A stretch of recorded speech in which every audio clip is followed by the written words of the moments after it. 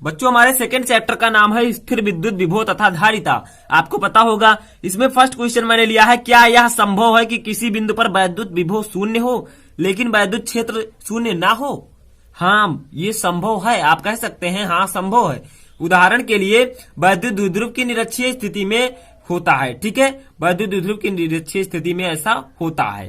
तो ये आपका ये आंसर हो जाएगा। फर्स्ट क्वेश्चन था, फर्स्ट आंसर था। बच्चों अब हम लोग सेकंड क्वेश्चन अपना देखते हैं, क्या है, विभव परिवर्तता का मात्रक क्या होता है। विभव परिवर्तता एक होती है बच्चों, उसका मात्रक क्या है, उसका मात्रक होता है बच्चों वोल्ट मीटर। ठीक है, समझ में आया है, वोल्ट मीटर। ऐसे आप लोग समझते चलिए एक एक क्वेश्चन को, और लास्ट में हमसे ये जरूर बताइएगा कि आपको कितने क्वेश्चन इसमें से समझ में आए। बच्चों अब हमारा एक न्यूमेरिकल आता है, इसको मैंने आपको ऑलरेडी लगवा भी दिया है और इसमें भी मैंने इंक्लूड किया है। देखिए क्या है, दो बिंदुओं के बीच विभवांतर 50 वोल्ट है। एक बिंदु से दूसरे बिंदु तक 2 × 10⁻⁻5 कूलाम आवेश को ले जाने पर कितना कार्य करना होगा। बच्चों अब इसे लगाएंगे कैसे, देखिए विभवांतर हमारा 50 वोल्ट है। मैं यहाँ पर लगा चुका हूं क्योंकि ज्यादा बड़ा वीडियो हो जाता अगर हम एक एक को लगाते, क्योंकि ये सवाल मैं पहले भी लगवा चुका हूं आपको, ठीक है। तो बी देखिए कितना है, 50 वोल्ट। क्यू है बच्चों 2 × 10⁻⁵, और डब्ल्यू हमें निकालना है कार्य। तो बच्चों कार्य बराबर डब्ल्यू = आवेश गुणे विभवांतर होता है, ठीक है। वी बराबर W/Q0। तो देखिए V बराबर W/Q, तो W बराबर V × Q। अब देखिए हमने यहाँ पर वैल्यूज रख दी, तो W हमारा लास्ट में आ गया 10⁻³ जूल। फार्मूला आपको यही याद रखना है, कार्य बराबर आवेश गुणे विभवांतर। बच्चों ये था आपके दूसरे लेसन से इंपॉर्टेंट क्वेश्चन, लघुत्तरीय प्रश्न। अब हम देखते हैं अपने तीसरे चैप्टर से, हम 8 चैप्टर जो है उनके इंपॉर्टेंट क्वेश्चन इसमें देखेंगे। बच्चों हमारा अगला चैप्टर आता है तीसरा, विद्युत धारा। आपको पता होगा इलेक्ट्रिक करंट। फर्स्ट क्वेश्चन इसमें है बच्चों, मुक्त इलेक्ट्रॉनों के अनुगमन वेग तथा वैद्युत धारा घनत्व में क्या संबंध है। वैद्युत धारा घनत्व और मुक्त इलेक्ट्रॉनों के अनुगमन वेग वीडी में क्या संबंध है। बच्चों J बराबर NeVd। अब J क्या है बच्चों, वैद्युत धारा घनत्व J है, और हमें वीडी क्या है बच्चों, अनुगमन वेग। यानी कि इसमें और इसमें संबंध आपको पता चल गया, यही एक समीकरण है जो इसमें संबंध को दर्शाता है। J बराबर NeVd। अब J क्या है बच्चों, धारा घनत्व, तो VD है अपवाह वेग। मैंने नीचे भी लिखा है बच्चों, समझ में आ रहा होगा आप लोगों के, ठीक है। अब चलते हैं बच्चों अपने सेकंड क्वेश्चन की ओर इस चैप्टर से। सेकंड क्वेश्चन देखिए बच्चों क्या है, ये रहा आपका सेकंड क्वेश्चन। विशिष्ट प्रतिरोध का मात्रक एवं विमा लिखिए। बच्चों विशिष्ट प्रतिरोध का जो मात्रक होता है वो होता है ओम मीटर या ओम सेंटीमीटर, ठीक है। ओम मीटर या ओम सेंटीमीटर, ये है बच्चों आपका मात्रक। यहां पर हम लोग लिख देंगे मात्रक, ठीक है। और बीमा अगर आपको लिखनी है बच्चों तो ये है आपका बीमा, क्या है पढ़ लेता हूं मैं भी, ML3 T-3 ये -2, ये है विशिष्ट प्रतिरोध की बीमा। समझ में आया, विशिष्ट प्रतिरोध का मात्रक ओम मीटर, ओम सेंटीमीटर, दोनों में से कोई भी हो सकता है। बीमा है ML3 T-3 ये -2। समझ में आ रहा होगा बच्चों, वीडियो को लाइक करते हुए चलिएगा स्टूडेंट, बहुत ही ज्यादा इंपॉर्टेंट है। तीसरा देखिए बच्चों हमारा लास्ट यही है इसका क्वेश्चन, ठीक है, और काफी बड़ा है। देखिए क्या है, विशिष्ट चालकता क्या है, इसका मात्रक तथा सूत्र लिखिए। बच्चों विशिष्ट चालकता मैं आपको ऑलरेडी पढ़ा भी चुका हूं, अगर आपको और अच्छे से समझना है तो डिस्क्रिप्शन में लिंक दिया गया है। देखिए किसी चालक के पदार्थ के विशिष्ट प्रतिरोध के व्युत्क्रम को उस पदार्थ की विशिष्ट चालकता कहते हैं। बच्चों विशिष्ट चालकता क्या होती है, किसी चालक के पदार्थ के विशिष्ट प्रतिरोध को हम डिनोट करते हैं रो से। ये देखिए रो बना हुआ है, ठीक है, के व्युत्क्रम को उस पदार्थ की विशिष्ट चालकता कहते हैं। तो विशिष्ट चालकता यहां पर बच्चों होना चाहिए, ठीक है। तो हम देख लेते हैं, तो यहां पर जो मैंने स्टूडेंट प्रतिरोध लिखा है यहां पर आप लोग कर दीजिएगा चालकता, ठीक है। तो थोड़ा सा यहां पर डिसबैलेंस था। तो देखिए बच्चों विशिष्ट चालकता को हम डिनोट करते हैं सिग्मा से, और सिग्मा बराबर होता है 1/रो। रो है बच्चों विशिष्ट प्रतिरोध। तो विशिष्ट चालकता और विशिष्ट प्रतिरोध में यही संबंध होता है, यही विशिष्ट चालकता का फार्मूला होता है। अब विशिष्ट चालकता का जो मात्रक होता है वो होता है मोहोमीटर इनवर्स। मोहोमीटर इनवर्स होता है। समझ में आया, इतना समझ में आना चाहिए। विशिष्ट चालकता पूछा जाता है, विशिष्ट प्रतिरोध भी पूछा जाता है, तो यही इसमें संबंध होता है, यही इसका फार्मूला होता है, आप लोग नोट कर लीजिए। चलिए बच्चों हम लोग देखते हैं अपने चौथे चैप्टर से इंपॉर्टेंट लघुत्तरीय प्रश्न। तो बच्चों हमारे चौथे चैप्टर का नाम है गतिमान आवेश और चुंबकत्व। इससे कौन सा क्वेश्चन इंपॉर्टेंट है लघुत्तरीय में।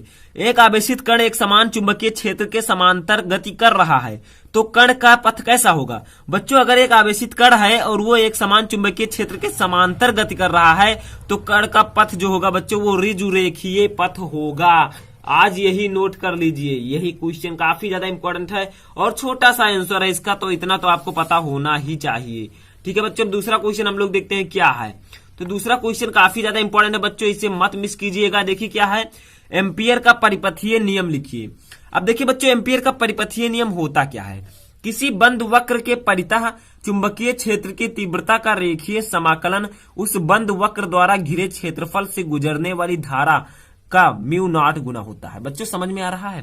देखिए, किसी बंद परितः चुंबकीय क्षेत्र की तीव्रता बी जो होती है बच्चों, चुंबकीय क्षेत्र की तीव्रता, इसका रेखीय समाकलन, ये रेखीय समाकलन उस बंद वक्र द्वारा घिरे क्षेत्रफल से गुजरने वाली धारा, देखिए ये क्षेत्रफल से जो ये धारा गुजर रही है आई, इसका म्यू नॉट गुना होता है। यानी कि ये जो है बच्चों रेखीय समाकलन vector B into vector dl equal to mu naught into I, ये है बच्चों एम्पियर का परिपथीय नियम। याद कर लीजिए यहीं पर अभी, ताकि आप लोग भूले ना, ये भी इंपॉर्टेंट टॉपिक है।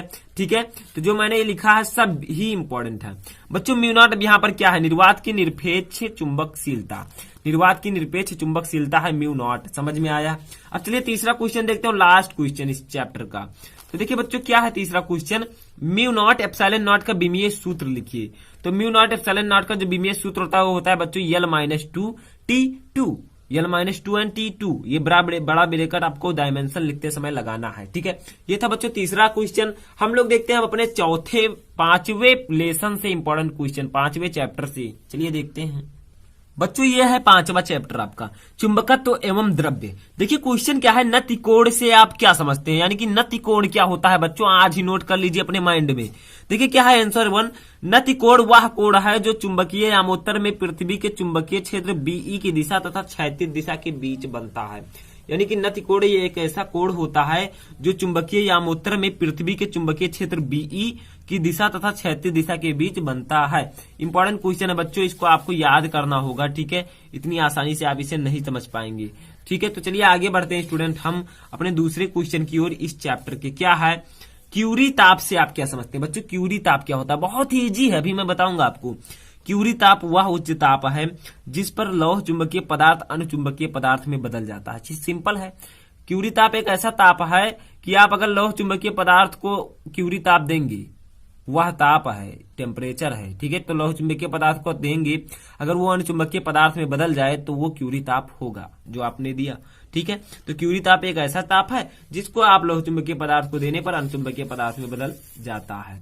चलिए आगे बढ़ते हैं बच्चों अपने तीसरे क्वेश्चन की ओर इस चैप्टर से। वो बहुत ही इजी क्वेश्चन है। देखिए क्या है, किन्हीं दो प्रतिचुंबकत्व वाले पदार्थों के नाम लिखिए। बच्चों प्रतिचुंबकीय पदार्थ के बारे में मैं आपको ऑलरेडी बता चुका हूं, वही का क्वेश्चन है। क्या है, किन्हीं दो प्रतिचुंबकत्व वाले पदार्थों के नाम लिखिए। तो जो प्रतिचुंबकत्व वाले दो पदार्थ हैं वो हैं bismuth Bi and antimony Sb। ठीक है, बिस्मथ को हम लोग लिखते हैं बच्चों Vi से, यहां पर मैं लिख देता हूं Vi, और एंटीमनी को लिखते हैं Sb से। ठीक है, तो आप लोग समझ लीजिएगा बच्चों, यही है क्वेश्चन का आंसर। और बच्चों ये था आपका पांचवें चैप्टर का क्वेश्चन और आंसर। अब हम देखते हैं अपने छठवें चैप्टर, हम 8वें चैप्टर के इसमें देखेंगे। तो स्टूडेंट अब हमारा आता है 6वां चैप्टर जिसका नाम है वैद्युत चुंबकीय प्रेरण। इसमें फर्स्ट क्वेश्चन क्या है, वैद्युत चुंबकीय प्रेरण का लेंज का नियम लिखिए। बच्चों लेंज का नियम मैं आपको ऑलरेडी पढ़ा चुका हूं, जिसको हम लोग कहते हैं स्टूडेंट फैराडे का वैद्युत चुंबकीय प्रेरण संबंधी द्वितीय नियम। देखिए क्या है आंसर, किसी परिपथ में प्रेरित विद्युत वाहक बल अथवा प्रेरित धारा की दिशा सदैव ऐसी होती है कि यह उस कारण का विरोध करती है जिससे वह स्वयं उत्पन्न होती है। तो ये था आपका स्टूडेंट फर्स्ट आंसर कि जब किसी परिपथ में प्रेरित विद्युत वाहक बल अथवा प्रेरित धारा की दिशा सदैव ऐसी होती है कि यह उस कारण का विरोध करती है जिससे वह स्वयं उत्पन्न होती है, उसी का विरोध करेगी जिससे वह उत्पन्न हुई है। यही है बच्चों वैद्युत चुंबकीय प्रेरण का लेंज का नियम। इस चैप्टर में ये रूल काफी ज्यादा इंपॉर्टेंट है। अब हम देखते हैं अपना सेकेंड क्वेश्चन इस चैप्टर का। ठीक है, वो क्या है स्टूडेंट, स्वप्रेरण से आप क्या समझते हैं बच्चों? स्वप्रेरण क्या होता है इसको आपको बताना है। देखिए क्या है, किसी कुंडली से संबद्ध चुंबकीय फ्लक्स के मान में परिवर्तन होने पर उसी कुंडली में प्रेरित धारा वाहक प्रेरित विद्युत वाहक बल उत्पन्न तथा प्रेरित धारा उत्पन्न होने की घटना को स्वप्रेरण कहते हैं। ये ऐसे आपको याद करना होगा। ठीक है, देखिए किसी कुंडली में संबद्ध चुंबकीय फ्लक्स के मान में अगर हम परिवर्तन करें तो उसी कुंडली में प्रेरित विद्युत वाहक बल तथा प्रेरित धारा उत्पन्न होने की घटना जो होती है स्वप्रेरण कहलाती है। अब इस चैप्टर का हम तीसरा क्वेश्चन देखते हैं बच्चों, वो क्या है। तीसरा है भंवर धाराओं की खोज कब और किसने की थी। ये एक भंवर धारा होती है बच्चों। अगर आपको इसके बारे में नहीं पता है तो आप लोग डिस्क्रिप्शन में लिंक मिलेगा, जाकर देख लीजिएगा। भंवर धाराओं की खोज कब और किसने की थी, इस वीडियो में मैं आपको बताऊंगा इस क्वेश्चन में। देखिए, भंवर धाराओं की खोज फोको ने की थी। कब? सन 1875 ईस्वी में की थी। तो भंवर धाराओं की खोज फोको ने सन 1875 ईस्वी में की थी। अगर आपको भंवर धाराओं के बारे में जानना है तो डिस्क्रिप्शन में आपको लिंक मिलेगा, जाकर वहां से देख सकते हैं। चलिए बच्चों, हम लोग देखते हैं अपने 7वें चैप्टर से इंपॉर्टेंट क्वेश्चन।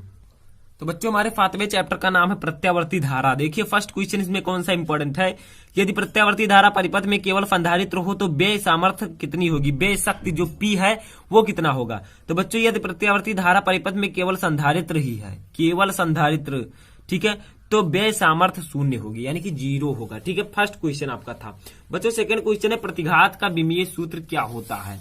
प्रतिघात एक होता है बच्चों, इसमें उसका विमीय सूत्र क्या होता है, तो वो होता है बच्चों ml2 t-3 a-2। अगर आप लोगों ने इस चैप्टर को पढ़ा होगा तो प्रतिघात को जानते होंगे, तो इसका विमीय सूत्र यही होता है। ठीक है बच्चों, हम इस चैप्टर से तीसरा क्वेश्चन देखते हैं, जो कि एक न्यूमेरिकल है और उसको मैं आपको बताऊंगा। मैं ऑलरेडी पढ़ा भी चुका हूं और यहां पर भी आपको बताऊंगा। देखिए, एक प्रत्यावर्ती धारा परिपथ में विभवांतर का वर्ग माध्य मूल मान 220 वोल्ट है।